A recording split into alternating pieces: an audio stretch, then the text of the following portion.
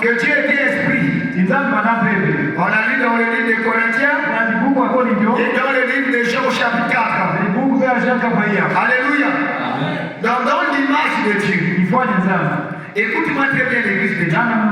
Parce que pour que tu sois fort et que ton environnement soit maîtrisé, tu dois comprendre les lois et les secrets de Dieu. Parce que si quelqu'un ne comprend pas les lois de Dieu, il se dit que je suis chrétien, je vais gêner, je vais prier pour que l'eau quitte la descente pour monter vers la montagne. Ta prière ne sera pas difficile. J'ai besoin de ton amen. Si tu pries pour que l'eau quitte la vallée pour monter sur la montagne, c'est une prière perdue d'avance. Parce que la prière ne doit pas venir contredire les lois de Dieu. La loi de Dieu, Dieu a placé la loi de la gravitation. C'est que quelque chose va quitter le point le plus élevé pour se migrer vers le point le plus bas. Amen. Donc quand tu connais l'amour de Dieu, alléluia, tu connaîtras comment prier. Et tu feras des prières pertes. Non, c'est des pertes de charge, c'est pas bon. Tu feras des prières précises. Alléluia. Voilà. La première caractéristique de Dieu, c'est l'amour. Et donc, nous devons être l'image et la ressemblance de l'amour. Et c'est quelqu'un de ceci. Et quand tu as l'amour au-dedans de toi, l'amour c'est une puissance invincible. L'amour c'est une puissance qui détruit le monde. Ne combattez pas Satan par la haine. Raison pour laquelle quand la haine cherche à se développer dans ton cœur, tu devras la chasser. Parce que la haine te tire vers le bas. Et l'amour te propulse vers le haut. Or nous sommes créés pour vivre avec Dieu. Est-ce que quelqu'un me saisit? Nous devons être dans le lieu céleste avec le Seigneur Jésus-Christ. Mais qui peut me placer là-bas? C'est l'amour de Dieu.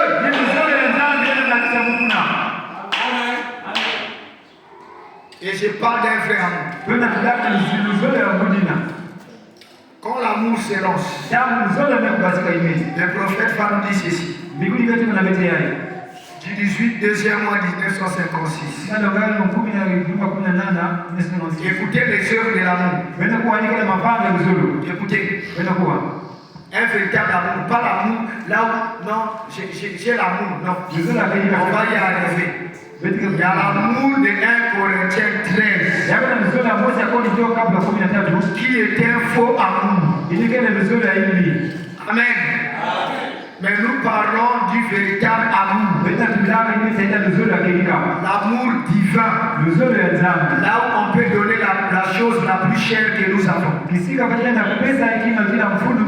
Un jour, pendant que je tendais ma cour, j'ai tendu la cour de devant et j'avais coupé la pelouse sur une bonne partie. Et je devais très vite retourner derrière pour changer de vêtements afin d'aller prier pour les gens. Et notre pelouse de devant repoussait avant que j'arrive à la cour de derrière. Et un après-midi, il faisait chaud. Et j'ai ôté ma chemise pour essayer de tendre encore une bonne partie. Comme il n'y avait personne à la maison, là au coin de la clôture, j'avais prié qu'il y avait un nid de guêpes. Et j'ai fait passer cette tondeuse électrique dans la clôture. Et j'ai secoué ce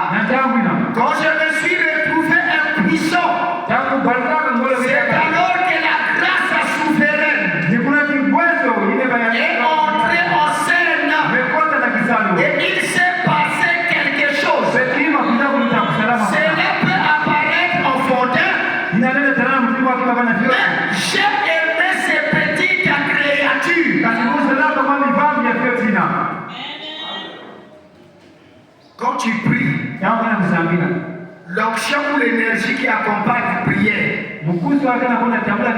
c'est l'amour. Une prière qui produit des résultats, c'est une prière qui est imbibée d'amour.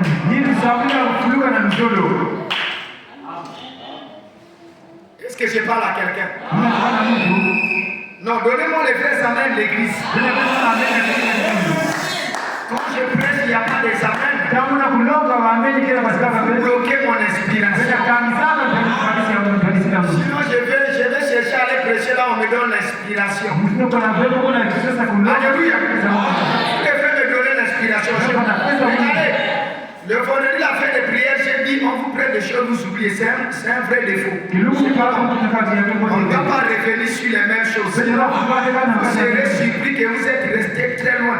On va avancer au même rythme. Donc, quand le pasteur prêche, il ne doit pas demander ce qui est du passé. Vous savez que quand on prêche la parole, les amens donnent l'onction. Vous me donnez l'onction. J'amplifie cela et je vous remets cela. Amen. Voilà, parce que dans l'église, on est mission. Même le terme focal du pasteur change. Parce que l'esprit augmente l'intensité. Et c'est là que les gens guérissent même par la prédication.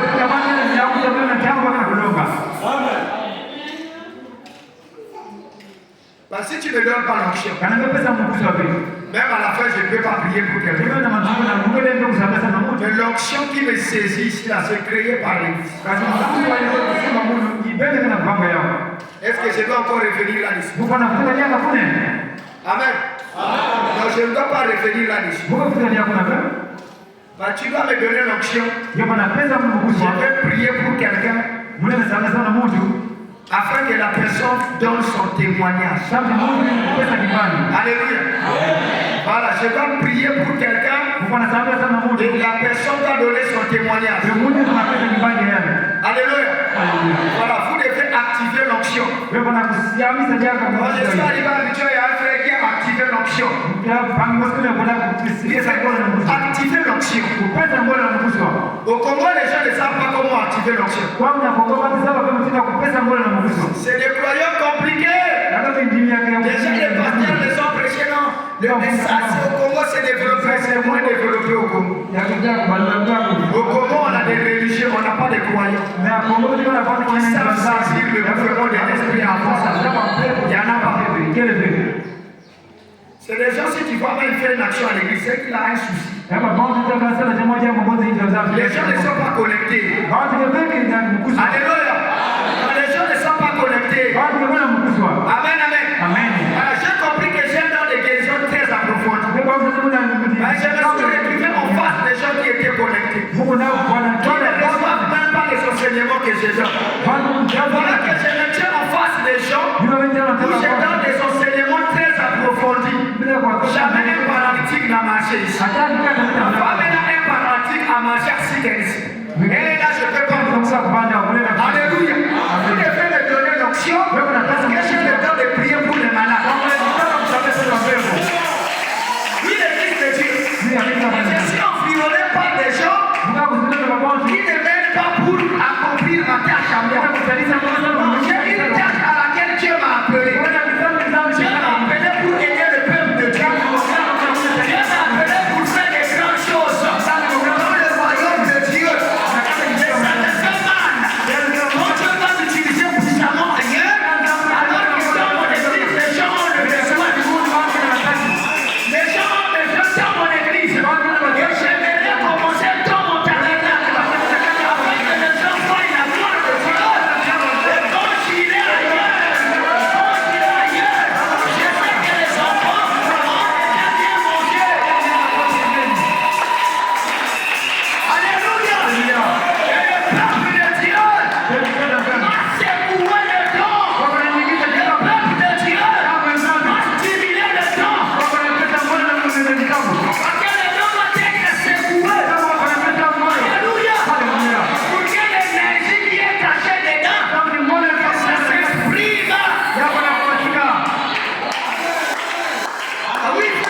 Nous ne sommes plus là pour prêcher son résultat. Non, on va prêcher. Personne n'a vu thermomètre ce soir. On a besoin d'un mal visible. C'est quelque chose de foi. Et le Dieu de la Bible, il descend et il accomplit ses œuvres.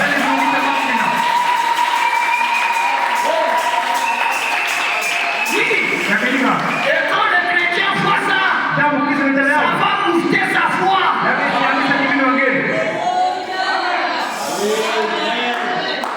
L'église de Dieu, le Dieu de la Bible est vivant.